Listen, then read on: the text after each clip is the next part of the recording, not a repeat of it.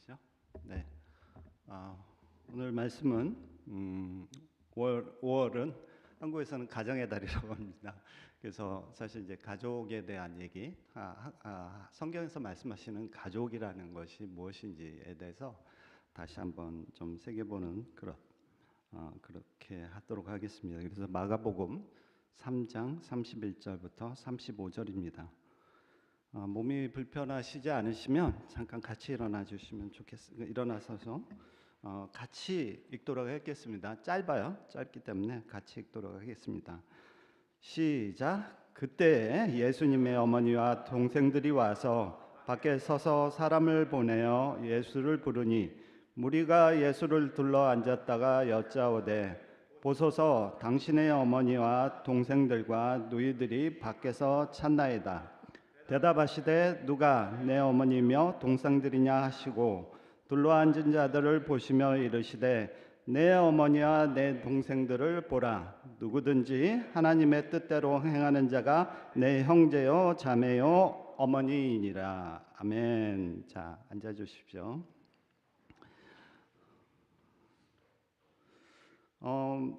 학창 시절 여러분들 좀 생각해 보세요. 뭐 중학교 때나 고등학교 때 생각해 보면 항상 이렇게 좀 뭐랄까 그룹 무리가 있잖아요. 무리 이렇게 해가지고 어떤 무리는 좀 내가 좀 속했으면 좋겠다 이런 생각도 들고 들어가고 싶고 그런 그룹들이 있지 않습니까?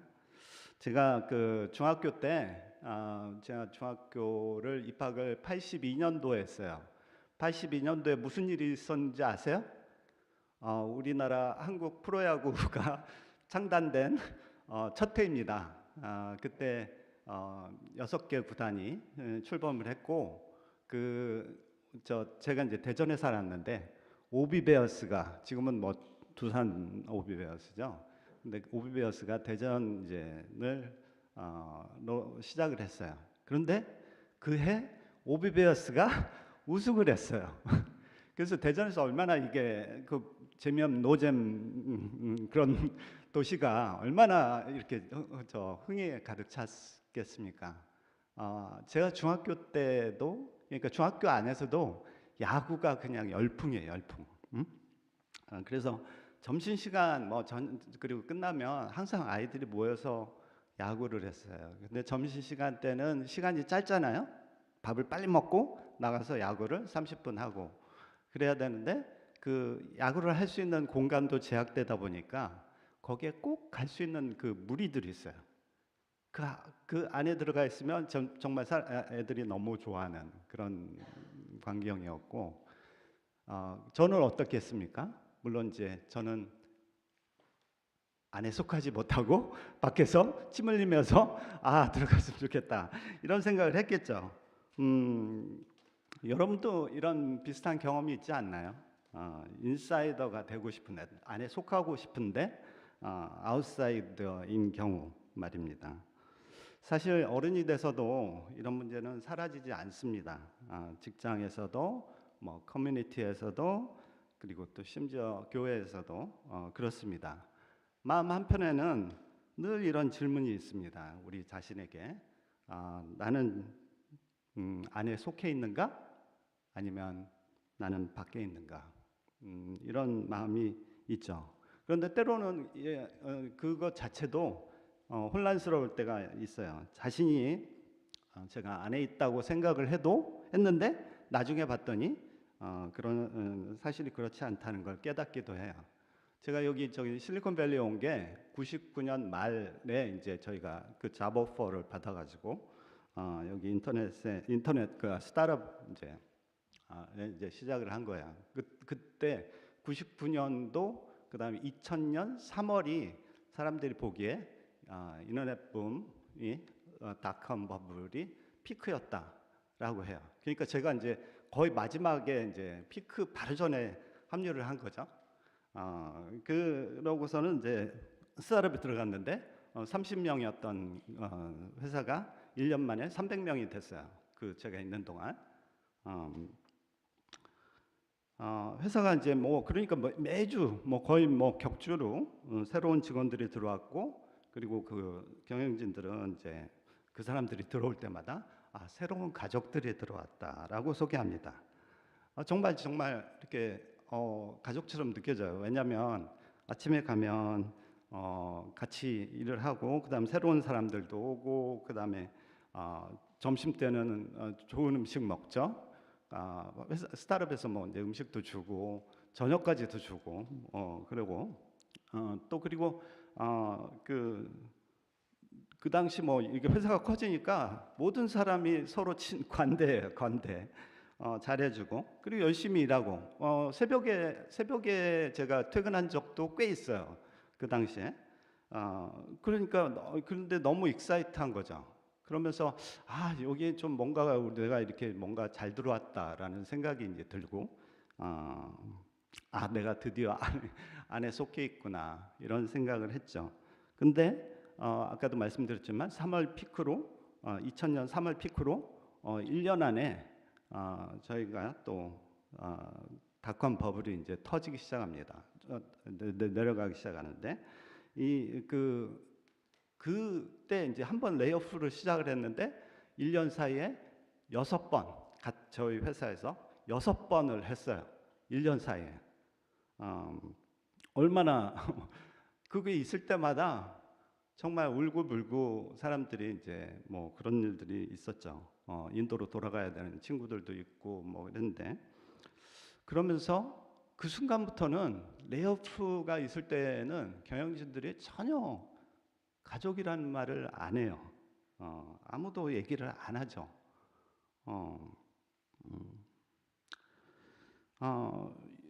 그러면서 느낀 게 정말 이 회사 또는 커뮤니티, 이 세상에서 이윤을 추구하고 이런 공동체에서는 절대 그 어떤 가족적인 개념이 있을 수가 없다라는 생각이 이제 들게 된 거예요. 저는 이제 안에 있다고 생각을 했는데 나중에 봤더니 결코 저도 안에 있었던 게 아니죠. 대부분 우리의 삶에서 그런 것들이 세상에서 느끼는 커뮤니티나 이런 것들이 대부분 그렇지 않을까 싶습니다. 그러면서 이제 이렇게 살아오다 보니까 정말 내가 속할 수 있는 곳이 무엇인가?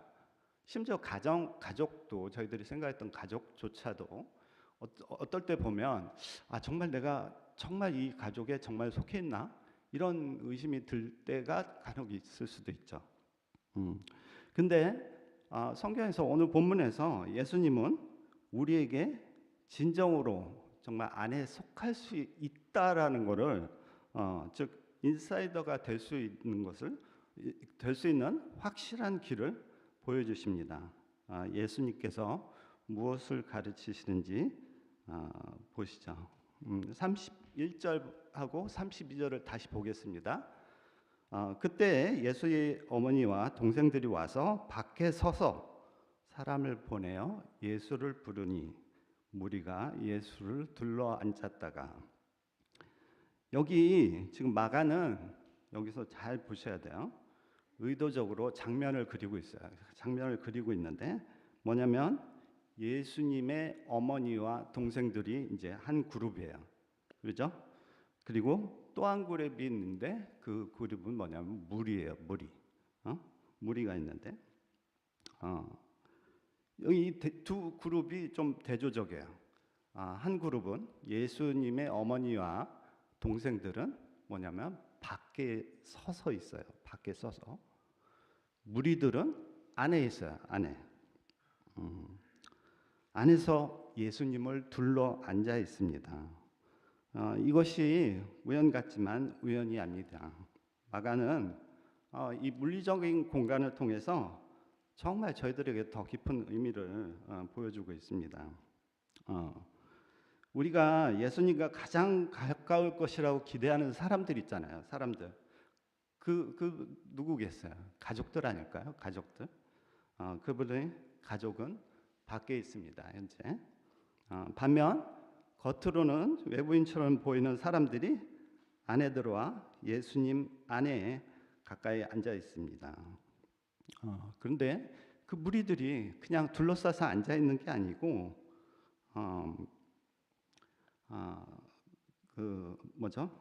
가까이 그냥 있는 것만이 아니고 둘러싸 앉아서 예수님의 말씀을 듣고 있고, 예수님은 그 당시 말씀을 하고 있었기 때문에 그리고 받아들이고 있었던 거예요. 예수님. 그 무리를 예수님을 둘러싼 이유가 예수님의 말씀을 들으려, 그리고 그것을 경청하면서 자기의 것으로 삼고자 하고 있는 겁니다. 이 공간적으로 밖에 있는 자와 안에 있는 자가 이렇게 나뉘어져 있는 거예요. 이 순간에 정말 이 순간만 이렇게 본다고 하면 정말 예수님과 가까운 사람이 누구일까요? 예수님의 가족들일까요? 아니면 예수님을 둘러싸고 있는 무리들일까요? 맞습니다. 무리들이에요. 무리와 제자들입니다. 혈연 관계와 진정한 관계적 친밀함은 같은 것이 아닙니다. 최소한 지금 이 순간은 이렇다는 것 말씀입니다. 그러면 질문을 드릴게요. 왜 예수님의 가족들, 어머니와 동생들은 밖에 서서 있을까? 안으로 들어가지 않고 이 시점에서 이게 궁금하죠. 사실은 가족들 같이 친하고 그러면 당연히 그냥 안으로 들어가서 예수님을 만나야 갈 것 같은데 그렇지 않습니다. 왜 밖에 서 있을까? 사실은 이 본문 요것만 보면 사실은 파악하기가 좀 어렵습니다. 그래서 이전을 조금 앞에 부분을 이제 봐야 돼요. 3장 같은 3장이에요. 3장 20절과 21절을 이제 보면 보실까요? 근데 13절, 14절을 이렇게 보면 예수님께서 3장 시작이 어떻게 되냐면 안식일에 손 마른 사람을 예수님께서 회당 안에서 고쳐주세요. 병을 치유하시는 걸로 시작을 하신단 말이에요. 그 전에도 사실은 병도 치유가고 귀신도 쫓아내고 여러분들 아시잖아요. 그래서 사람들이 막 예수님께 몰려드는 거야. 몰려드는데 그 표적을 보기 위해서 몰려듭니다. 몰려드는데 여기에서 이제 예수님께서 12명의 제자를 세워주세요. 13절, 14절에 보시면 자기가 12를 세웠으니 이는 자기와 함께 있게 하시고 또 보내사 전도도 하며 이런 식으로 이제 전도를 합니다. 그래서 12명의 제자를 세우시고 더욱더 전도를 이제 막 시작을 하시는 거예요. 하나님 나라를 선포하고 그렇게 하신단 말이에요. 근데 그때 20절에 보면 예수님께서 집에 들어가시니 무리가 또 집에 갔더니 또 무리들이 이렇게 오는 거야. 식사할 겨를도 없는지라. 그 정도였다면. 근데 그때 예수의 친족들이 듣고 그를 붙들러 나오니 이는 그가 미쳤다 하미러라. 예수님의 가족들은 예수님이 미쳤다라고 생각을 한 겁니다. 얘가 귀신에 들려서 미친 짓을 하는 거라 이렇게 생각하는 거예요. 예수님 왜 이렇게 하는지 그런 것을 전혀 이해를 못한 사람입니다. 그래서 아마도 그 집에서 예수님을 이제 친족들 데리고 와서 예수님을 끌어내 가지고 정신 차리라고 뭐 그런 얘기를 하려고 잡아가려고 이렇게 했던 상황이 아닐까 싶습니다. 그러면 왜 조금 이거 이제 21절인데 조금 전에 봤던 31절 바로 이제 이어서 예수님의 가족들 어머니와 동생들이 왜 왔는지 아시겠죠? 똑같은 이유예요. 그래서 안으로 들어가시지 않는 거예요. 그 무리들과는 생각이 다른 그렇기 때문에 안으로 들어가실 수가 없는 겁니다. 오히려 미쳤다고 생각하고 예수님의 사역을 막으려고 했을 겁니다. 그래서 밖에 서 있는 겁니다. 근데 이제 이 순간 이 두 사람의 긴장을 좀 생각을 해보세요. 밖에 있는 가족들 그리고 무리가 이렇게 앉아 있고 예수님이 이제 가운데 계신데 이때 이제 제자들이 묻습니다. 여짜오되 보소서 당신의 어머니와 동생들과 누이들이 밖에서 찾나이다. 이 순간이 여기에 어떻게 보면 긴장이 가장 고조되는 장면이에요. 왜냐하면 생각해 보세요. 이 당시 유대 문화를 잘 생각해 보면 지금도 마찬가지죠. 가족이 얼마나 중요한가요? 가족은 권위를 갖습니다. 지금도 많은 가족들이 그렇지 않습니까? 근데 유대 문화는 뭐 아시겠지만 출애굽에서 10계명을 주시는데, 10계명을 하나님께서 주시는데 뭐죠? 하나님의 계명을 첫 번째부터 네 번째까지, 네 번째 계명까지 하나님에 관련된 계명을 주시고, 그 다음 다른 사람들 간의 관계에 있어서의 계명을 6개를 주시거든요. 근데 그 첫 번째가 뭐냐면 부모님을 공경하라. 부모님을 공경하는 게 인간관계의 가장 기초적인 그런 계명이에요. 이게 모든 인간관계의 기본 시작이 어디서 시작하냐면 부모와 자식 간의 관계이기 때문입니다. 그 당시 문화에서 부모와 가족은 절대적인 우선순위예요. 절대적인 우선순위. 사회적인 기대도 그렇고 율법적으로도 그렇고 그렇단 말이에요. 그래서 사람들의 이 무리들이 왜 이렇게 얘기했는지 알겠죠?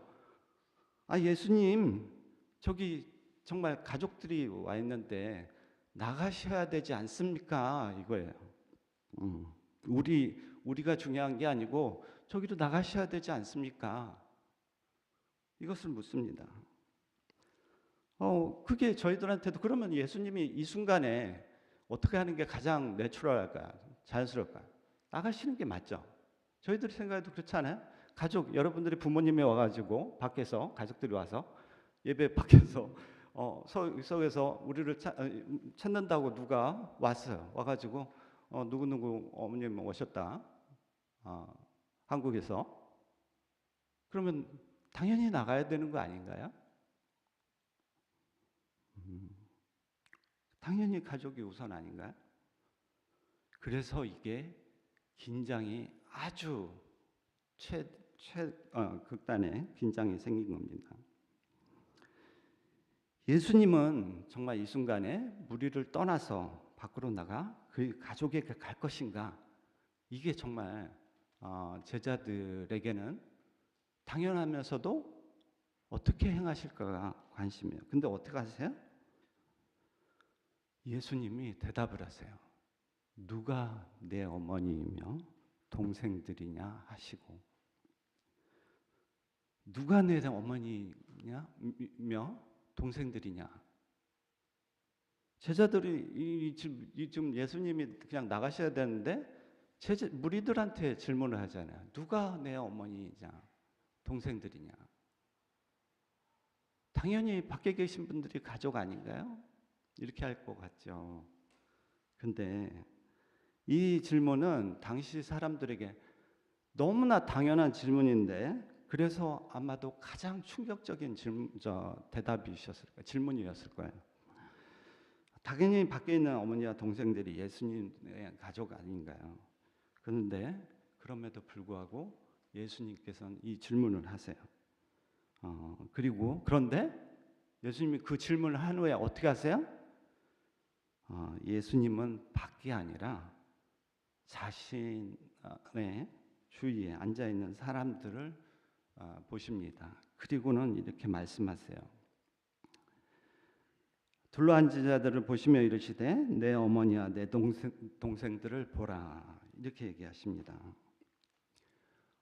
이것이 성경에서 아마도 가족에 대한 전환점, 가족에 대한 새로운 규명, 그러니까 정의하는 장면일 거예요. 아마도 전후로 그 예수님이 가족을 어떻게 바라봐야 되는지를 정확하게 정의하신 부분이 이렇게 여기 바로 이 지점입니다.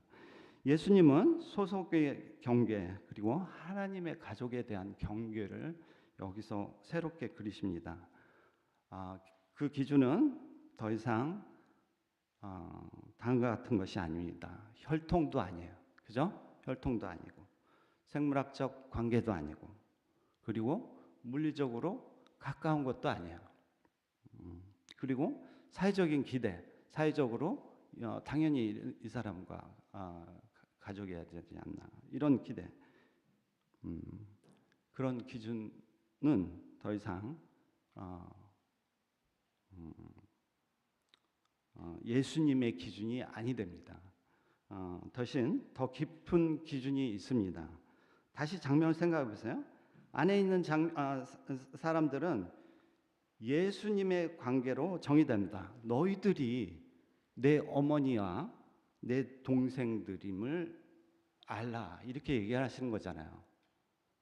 빤히 바라보고 있는 사람들에게 그들은 자, 이 사람들이 왜 어머니와 아들들인지를 잘 보세요. 첫 번째, 그들은 예수님을 중심으로 앉아 있어요. 예수님을 중심으로 앉아 있고 예수님의 말씀을 듣고 있어요. 그리고 예수님을 향해 있습니다. 그래서 예수님은 이렇게 말씀하시는 겁니다. 첫 번째, 정말 하나님의 가족은 그리고 또 진정한 안에 속한 자라는 것은 예수님을 중심으로 둘러앉는 것. 그리고 다시 말해서 제자로서 예수님과의 관계가 친밀해지는 것. 이것을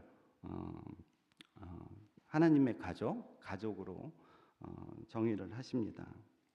이제 새로운 이렇게 진정으로 안에 있는 사람은 혈연, 가족, 사회적 이런 것으로 연결되는 게 아니고 오로지 제자로서 연결되는 겁니다.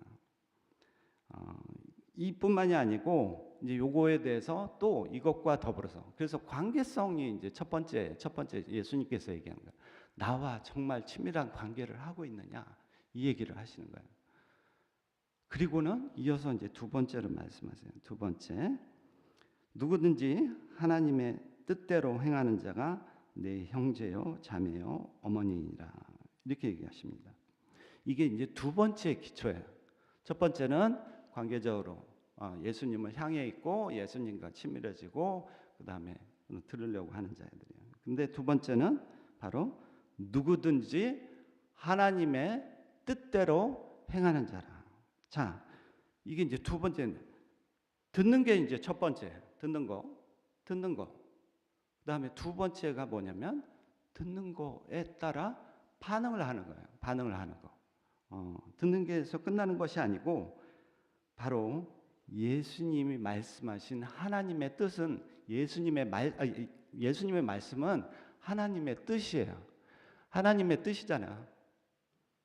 그 뜻대로 행하는 자, 그것에 반응해서 행하는 자가 바로 내 형제요, 내 자매요, 어머니이니라 이렇게 얘기를 하는 거예요. 아주 간단하지만 예수님께서 가족을 새로 정의하신 생각입니다. 진정한 소속은 외적인 정체성이 아니라 하나님의 뜻에 맞추는 데 있습니다. 이것은 우리가 완벽해서가 아니고 그리고 또 완벽하게 하려는 것도 아니고 우리가 어떠한 자격을 얻으려는 게 아니에요. 그냥 우리가 예수님의 말씀에 감동돼서 반응을 하는 겁니다. 그래서 제자로서 예수님 말씀하는 것은 바로 반응하는 삶, 예수님 말씀에 반응하는 삶에 관한 것입니다. 그 사람이 바로 예수님에 속한 사람, 하나님에 속한 사람, 하나님의 가족으로 정의되는 겁니다. 근데 이게 여기서만 이렇게 강조하신 게 아니에요. 여러분들이 잘 아시는 씨 뿌리는 비유 있잖아요. 씨 뿌리는 비유. 그게 어디서 나오냐면 3장 다음 4장에 나와요. 4장에 나오는데 한번 보시죠. 똑같은 걸 얘기하는데 자, 4장에 보면 1절부터 9절까지가 뭘 얘기를 하시면 씨 뿌리는 비유를 얘기를 하세요. 씨 뿌리는 비유를 하시고서는 제자들이 묻죠. 이 왜 자꾸 비유로 설명을 하십니까?를 예수님께 물어요. 무슨 뜻인지를 물어요. 근데 예수님께서 여기서 똑같은 표현을 쓰세요. 11절에 보시면 너에게는 하나님 나라의 비밀을 맡겨주신다. 하나님의 뜻을 알려주신 거야. 그러나 저 바깥 사람들, 자 보시죠. 여기서 예수님께서 표현을 저 바깥 사람들이라는 표현을 써요. 저 바깥 사람들에게선 모든 것이 수수께끼로 들린다. 그들이 바깥 사람들이 안 들은 게 아니에요. 정확하게 들었거든요. 자, 씨 뿌리는 비유 아시죠? 씨는 옛날 유대 그 당시의 농경법으로 씨 뿌리는 법은 그냥 흩어서 뿌리는 거예요. 뿌리는 게 그 뿌리는 씨가 어디는 길가에 떨어질 수도 있고 어디는 가시덤불에 떨어질 수 있고 어디는 좋은 땅에 뿌려질 수 있잖아요. 그걸 말씀하시죠. 저 바깥에 있는 사람들이 안 들어서가 아니고 예수님은 똑같은 복음이 선포됐는데 그들은 안 들은 게 아니고 뭐예요? 그 다음 12절에 그들이 보기는 보아도 알지 못하고 듣기는 들어도 깨닫지 않아요. 그들이 돌아와서 용서를 받지 못하게 하시려는 것이라. 하나님의 뜻, 하나님의 복음이 선포됐어요. 씨가 뿌려졌단 말이에요. 그리고 그걸 다 들었어요. 근데 바깥에 있는 사람들은 그것에 반응을 하지 않는 거예요. 그 뜻을 따라 행하지를 않는 거예요. 그래서 바깥에 계속 서 있는 거예요. 그들이 돌아와서 용서를 받지 못하게 하시는 것이라. 이제 아시겠죠? 안에 있는 사람들. 자, 우리가 30배, 60배, 100배의 열매를 맺는 거에 기준이 뭐예요? 우리가 열심히 해서 뭘 해서가 아니고 예수님 중심으로 우리가 말씀을 들으려 하고 예수님을 향해서 우리가 서서 있고 예수님이 선포하신 하나님 뜻에 우리가 반응해서 그것을 해보려고 하면서 그러면서 우리가 30배, 60배, 100배를 열매 맺는 겁니다. 우리가 하는 게 아니고 예수님께서 하나님께서 하시는 거죠. 이제 전체 그림이 이제 보입니다. 예수님의 가족은 예수님이 버려서 생긴 게 아니잖아요. 버려진 게 아니잖아요. 버려서 밖에 있는 게 아니란 말이에요. 그 순간에도 예수님의 가족들도 예수님의 말씀을 이미 들어있고 선포된 것을 알고 있어요. 그렇지만 그들은 받아들이지 않고 반응하지 않았습니다. 그렇기 때문에 그들은 밖에 있어요. 그렇지만 이 무리들, 제자들은 그 말씀을 소중히 들으려 하고 반응을 하려고 하기 때문에 가족이 되고 어머니가 되고 형제가 되고 자매가 되는 겁니다. 제자들은 더 나아서 안에 있는 것이 아닙니다. 예수님을 떠나지 않고 들으려 하고 믿음과 순종으로 반응했기 때문에 안에 있는 것입니다. 이것이 놀라운 반전이에요. 안에 있는 것처럼 보이는 사람들이 실제로는 밖에 있을 수 있어요. 그리고 밖에 있는 것처럼 보이는 사람들이 진정으로 속해 있을 수 있는 거예요. 예수님께 속해 있을 수 있는 거예요. 이제 예수님께서 하나님의 가족, 꼭 참된 소속, 그에 대해서 무엇을 가르치는지 너무 간단하지만 다시 이렇게 보죠. 하나님 나라에 속한다. 하나님의 가족이 된다. 예수님 안에 in Christ 된다는 것이 어떤 거냐면 우리의 삶의 자세예요. 자세. 우리의 어떠한 노력이 아니고 그리고 또 어떠한 우리가 물려받은 우리가 모태생이 아니니까 나는 물려받은 절대 그런 거 없어요. 그리고 사회적으로 내가 도덕적으로 이렇기 때문에 이렇게 될 거다 절대 그런 거 없어요. 그리고 내가 완벽하게 노력해가지고 완벽해지고 그리고 또 이렇게 해서 기도를 더 남들보다 더 많이 해가지고 노력으로 그런 건 아니죠. 아주 간단해요. 예수님께서 말씀하시는 새로운 삶의 자세는 예수님 발 아래 앉아서 우리가 예수님의 말씀을 듣고 그리고 그것을 신뢰하느냐, 내 것으로 받아들이느냐, 그리고 그 뜻에 따라서 내가 조금 살아보려고 하느냐. 안 되지만 내가 오늘 그래도 한번 해볼 예수님의 말씀, 오늘 매일 성경 경건의 시간 말씀을 듣고 내가 한번 조금 더 해보려고 하고, 예수님의 말씀 한번 들어보려고 수요기도에 와서 기도도 해보고 말씀도 듣고, 그리고 또 소그룹 모임에 나가서 예수님에 대해서 좀 같이 쉐어해보고, 그러다가 기회가 되면 다른 사람들에게 또 전도도 하고 말씀을 한번 따라, 내가 나의 능력이 아니고 예수님을 믿고 모르는 사람에게 예수님의 복음을 전하고 한번 노력해보는 거예요. 네팔 참 어렵죠. 지구의 반대예요. 지구의 반대. 어려워요. 하루 종일 가야 돼. 그래도 예수님이 땅끝까지 가서 전하라고 하셨으니, 정말 땅끝 아니에요? 저희 쪽에서는 거의 땅끝이에요. 땅끝 가서 전하라고 하셨으니까 한번 해보는 거죠. 반응해서. 어디 감히 내 능력으로 거길 가겠어요? 어디. 그렇지만 예수님께서 하라고 하시고 하나님의 그 뜻이라고 하니까 한번 내가 이번엔 좀 가볼까? 그렇게 하는 거잖아요. 안에 있는 것처럼 보이는 사람들이 실제로는 밖에 있을 수 있어요. 이게 얼마나 무서운 말씀인 줄 아세요? 밖에 있는 것처럼 보이는 사람들이 진정으로 하나님 안에 속해 있을 수 있습니다. 우리는 판단하면 안 돼요.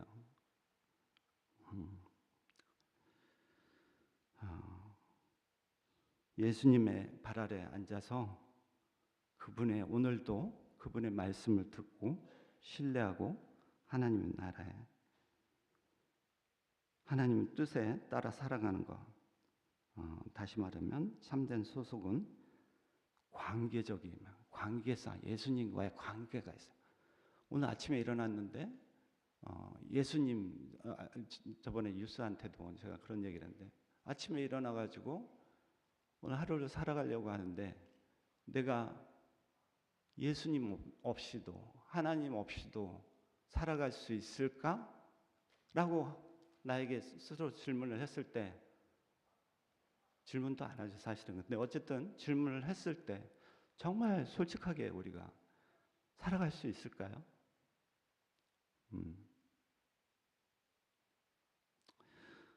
우리의 삶의 자세입니다. 우리는 그럼으로써 그런 삶의 자세를 가지고 있을 때 예수님의 가족, 어머니와 형제와 자매와 동생들이 되는 겁니다.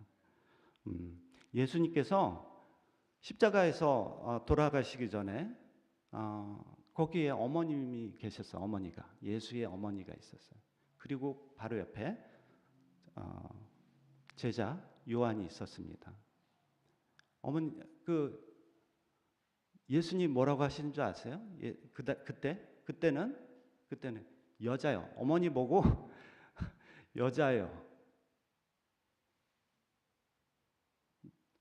당신의 아들이로서이다. 요한 보고 그렇게 얘기를 해요. 자, 드디어 그때서 뭘 얘기를 하시는 거냐면, 어머니도 드디어 예수님의 뜻을 알게 된 거예요.